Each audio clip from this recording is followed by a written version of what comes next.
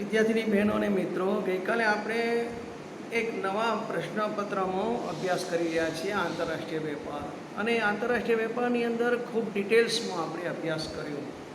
સતત 2 દિવસ સુધી આપણે એનો અભ્યાસ કર્યા પછી આજે આપણે ત્રીજા મુદ્દા ઉપર એનો અભ્યાસ કરીએ છીએ. એકની એક વસ્તુને એટલા માટે પુનરાવર્તન કર્યું છે કે બરાબર તમે એને સમજી શકો, એટલા માટે સતત પુનરાવર્તન રાખ્યું છે. અને એ પુનરાવર્તનનું પરિણામ આગળના સિદ્ધાંતોમાં આપણને સરળતાથી સમજાય એ રહેલું છે.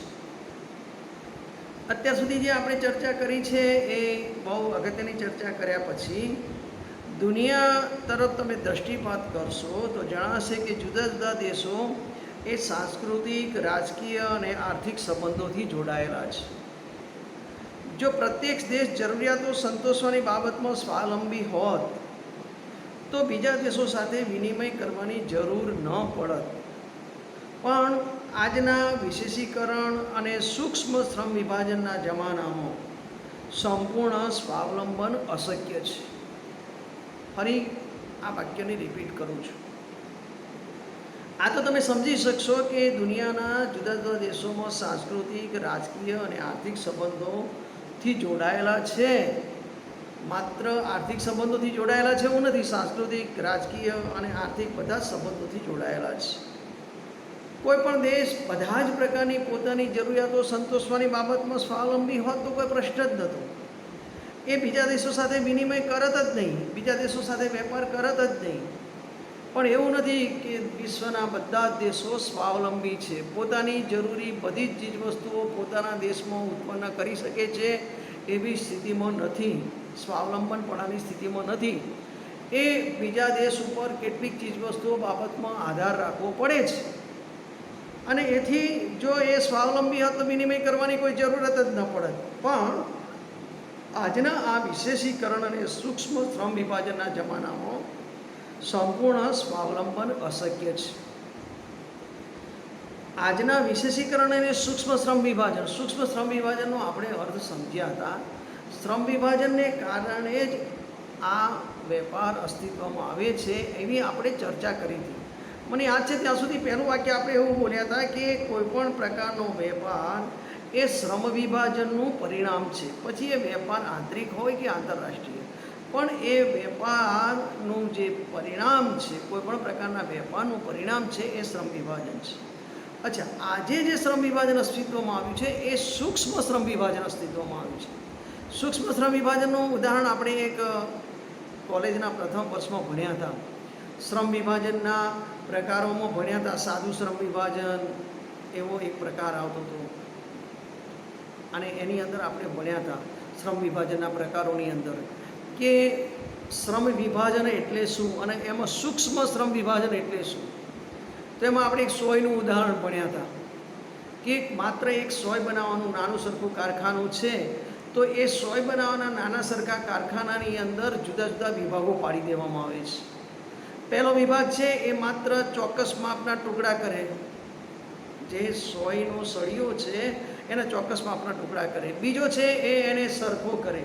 ત્રીજો છે એ એનું નાકું કાઢે. ચોથો છે એ એની અણી બનાવે. પાંચમો છે એ એને આખી પાલિશ કરીને સરખું કરે. છઠ્ઠો છે એનું પેકિંગ કરે. સાતમો છે એની કિંમત.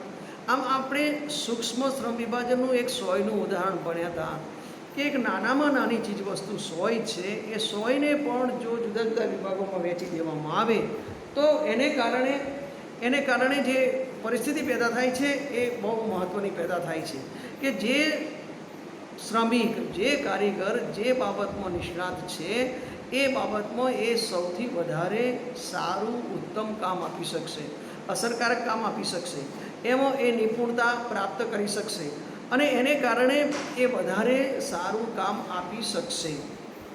બીજું, આવું એક જો શ્રમ વિભાજન સૂક્ષ્મ રીતે અસ્તિત્વમાં આવેલું હોય અને વિશેષીકરણનો જમાનો હોય, વિશેષીકરણનો સમય એટલે આજે તમે જુઓ આપણે કોઈ એક બાબતમાં જ નિષ્ણાત થવાની બાબત છે.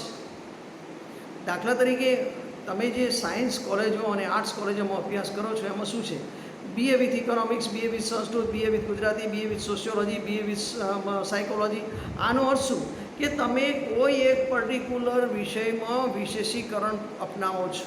કોઈ એક પર્ટિક્યુલર વિષયમાં તમે નિષ્ણાત બનવા માગો છો, વિશેષીકરણ છે તમારું, આમાં વિશેષીકરણ છે, તમે એમાં ને એમાં ઊંડા ઉતરવા માગો છો, તમે એનો ને એનો વધારે અભ્યાસ કરવા માગો છો, વિશેષીકરણ છે. અને સૂક્ષ્મ શ્રમ વિભાજન છે. આ વિશેષીકરણ અને સૂક્ષ્મ શ્રમ વિભાજનના જમાનામાં સંપૂર્ણ અવલંબન અશક્ય છે. દુનિયાના જુદા જુદા દેશો પ્રત્યક્ષ કે પરોક્ષ રીતે એકબીજા ઉપર આધાર રાખે છે અને માનવ જાતિનું ભાવિ આ પરસ્પર અવલંબનના સિદ્ધાંત ઉપર જ આધારિત છે. દુનિયાના બધા દેશો એકબીજા ઉપર આધારિત છે અને એકબીજા ઉપર આધારિત છે, પરસ્પર અવલંબી છે. ક્યારેય કોઈ દેશ સંપૂર્ણ સ્વાવલંબી નથી, કારણ કે કુદરતે બધી જ સાધન સંપત્તિ સમાન પ્રમાણમાં વહેંચી નથી. અને માનવજાતનું ભાવિ પણ તમે જુઓ, માનવજાતનું અસ્તિત્વ પણ તમે જુઓ તો આ પરસ્પર અવલંબનના સિદ્ધાંત ઉપર જ આધારિત છે. અને એને કારણે આજે દુનિયાના બધા જ દેશો એકબીજા સાથે સંપૂર્ણ પરસ્પર અવલંબન ધરાવે છે. અને સંપૂર્ણ પરસ્પર અવલંબન ધરાવે છે એનો અર્થ એ થયો કે દરેક દેશ બધી જ પોતાની જરૂરિયાતની ચીજવસ્તુઓ ઉત્પન્ન કરી શકતા નથી, એમને બીજા ઉપર આધાર રાખવો પડે છે. માનવજાતિનું ભાવિ પણ આ પરસ્પર અવલંબનના સિદ્ધાંત ઉપર જ આધારિત છે. અનુભવે પણ સમજાયું છે કે જે દેશો વચ્ચે કોઈ પણ જાતના સંબંધો નથી હોતા ત્યાં પરસ્પર સંઘર્ષ જોવા મળે છે, અને જે દેશો પરસ્પર આર્થિક, સામાજિક કે બીજા કોઈ સંબંધોથી જોડાયેલા હોય છે ત્યાં કાર્યક્ષમતા, સંકલન અને પ્રગતિ અને વિકાસ જોવા મળે છે.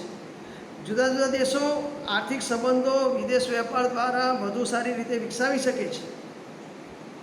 અને એટલા માટે આપણને પ્રશ્ન એ થાય કે શા માટે જુદા જુદા દેશો વિદેશ વેપારમાં જોડાતા હશે. વિકાસની બાબતમાં, પ્રગતિની બાબતમાં, સંકલનની બાબતમાં, કાર્યદક્ષતાની બાબતમાં, ઊંચી ઉત્પાદન ચીજવસ્તુઓ પ્રાપ્ત કરવા માટે, ગુણવત્તાવાળી ચીજવસ્તુઓ પ્રાપ્ત કરવા માટે દેશો એકબીજા ઉપર આધારિત છે.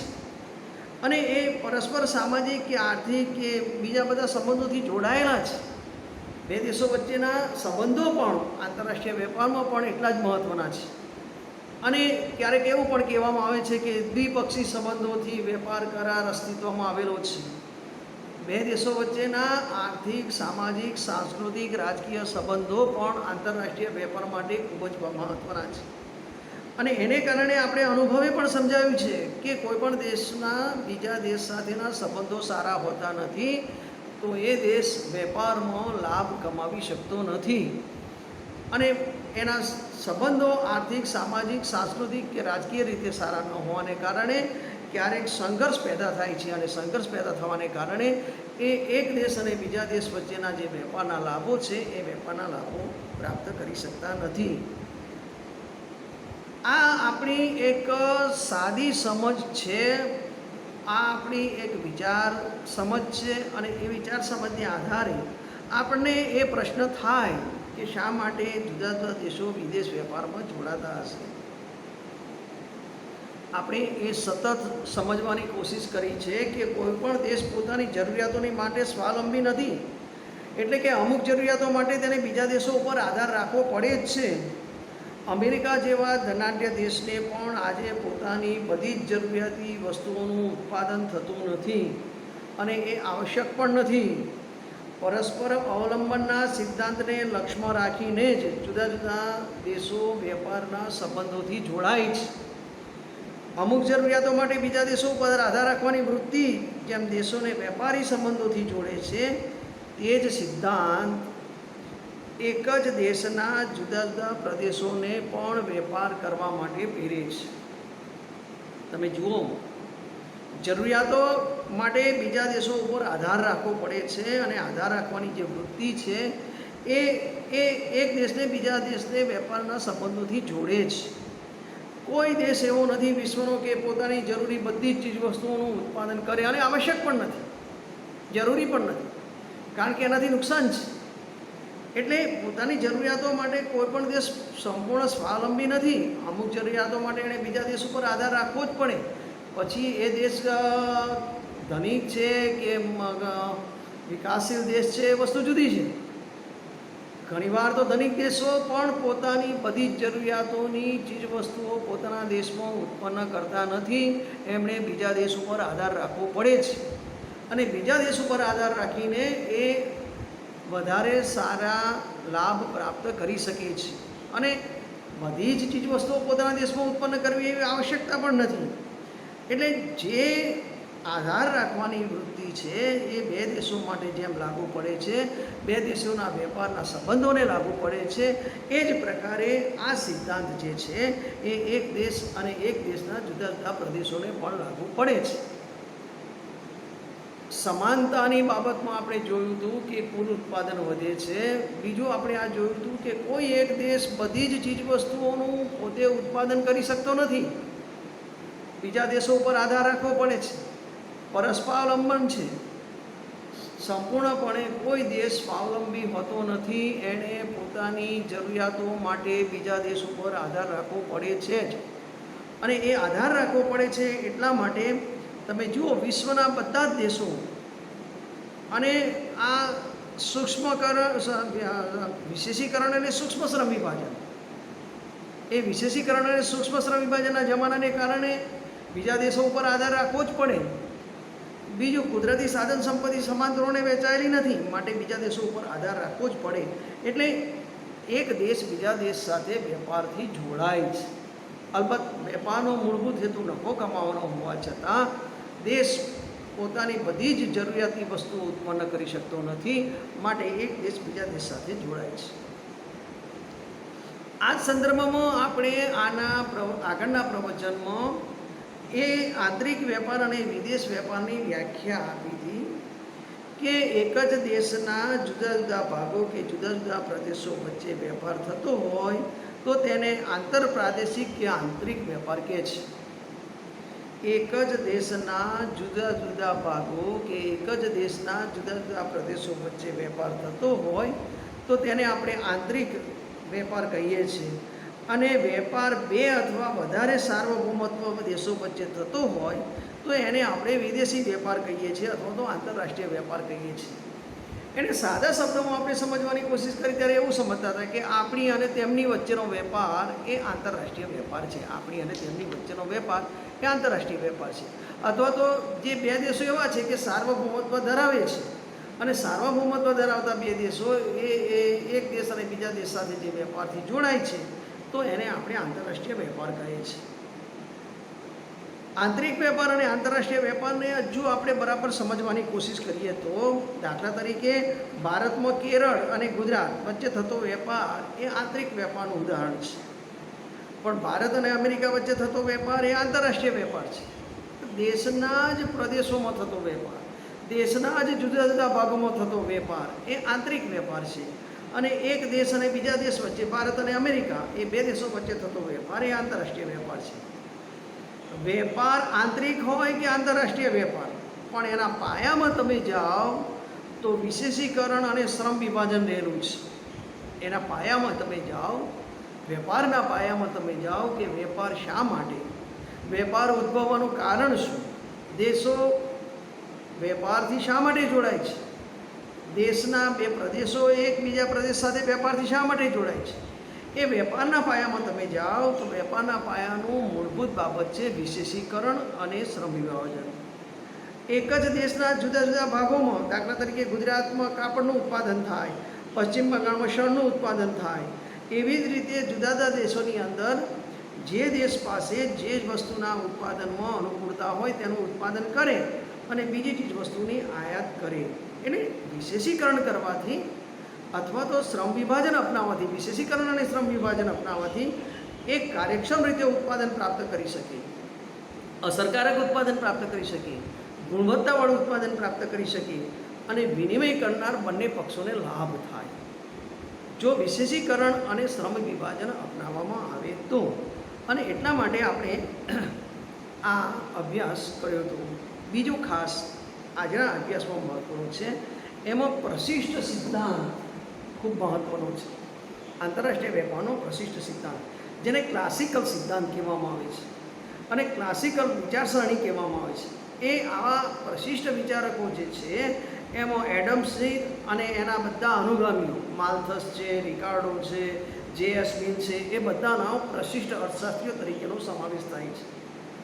એમનું મંતવ્ય શું છે કે આંતરિક કે વિદેશી વેપારનો પાયો ભલે એક જ હોય, પણ બંને જાતના વેપાર વચ્ચે મૂળભૂત તફાવતો છે. ક્લાસિકલ વિચારધારા, પ્રશિષ્ટ વિચારધારા અથવા તો પ્રશિષ્ટ સિદ્ધાંત, અને એ પ્રશિષ્ટ સિદ્ધાંતના જે સમર્થકો છે એ સમર્થકોની અંદર તમે એડમ સ્મિથ અને એના અનુગામીઓમાં જે.એસ. મિલ, રિકાર્ડો, માલ્થસ આ બધાનો વિચાર કરો તો એ બધાનો વિચાર કરતા અને એમનો અભ્યાસ કરતા એ લોકોનું જે મંતવ્ય છે એ એવું છે કે આંતરિક વેપાર કે વિદેશ વેપાર ભલે એક જ હોય, એક જ એટલા માટે કે આંતરિક વેપાર અને આંતરરાષ્ટ્રીય વેપારનું મૂળ જ આંતરિક વેપાર છે. વેપારનો મૂળભૂત હેતુ નફો કમાવાનો છે, મૂળ એક જ છે.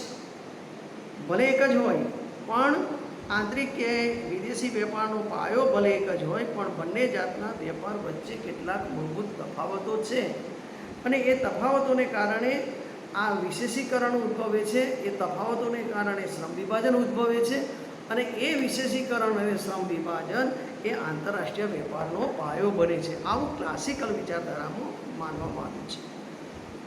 સામાન્ય રીતે આંતરરાષ્ટ્રીય વેપારના જે સિદ્ધાંતો છે એ આંતરરાષ્ટ્રીય વેપારના સિદ્ધાંતોમાં જે પ્રશિષ્ટ સિદ્ધાંત છે એ ખૂબ મહત્ત્વનો છે.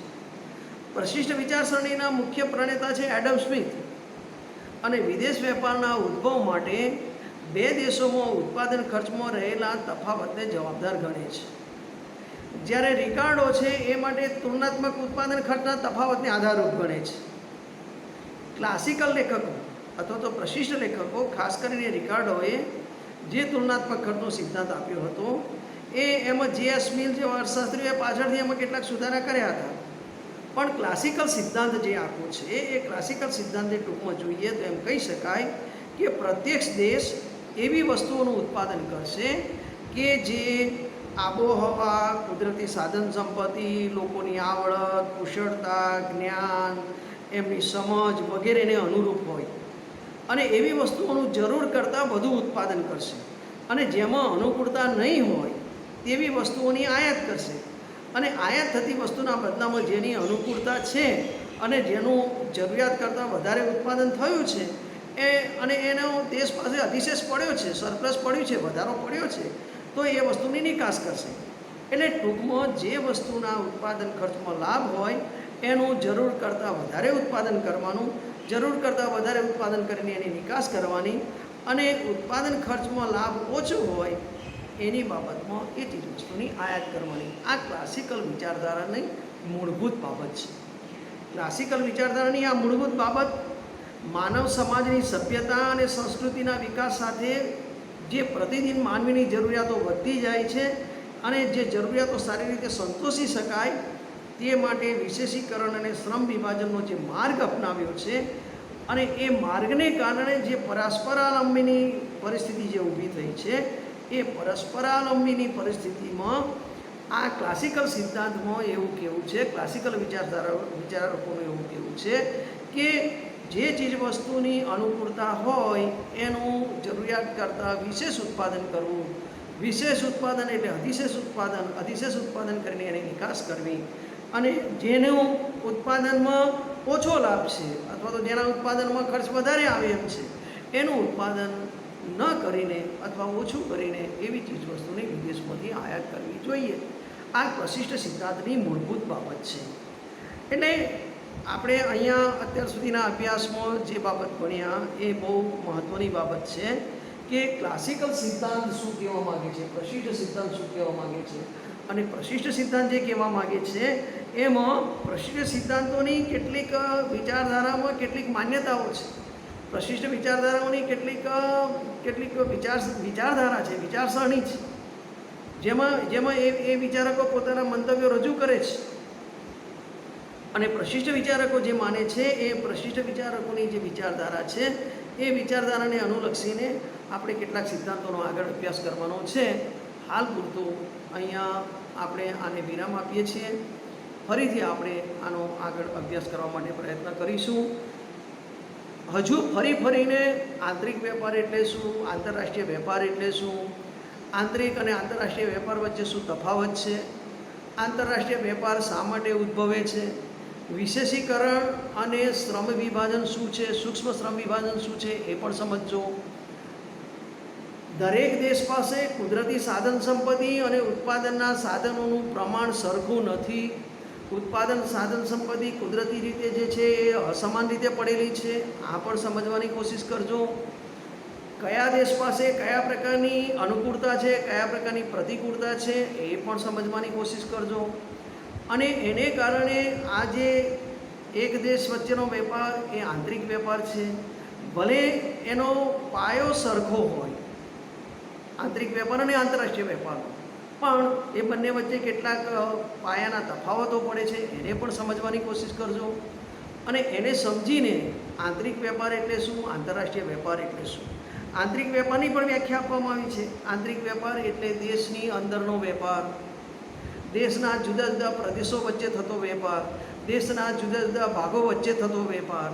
આંતરરાષ્ટ્રીય વેપાર એટલે સાર્વભૌમત્વ ધરાવતા બે દેશો વચ્ચે થતો વેપાર, એક દેશ અને બીજા દેશ વચ્ચે થતો વેપાર, આપણી અને તેમની વચ્ચે થતો વેપાર, એવું પણ આંતરરાષ્ટ્રીય વેપારની વ્યાખ્યા આપવામાં આવી છે.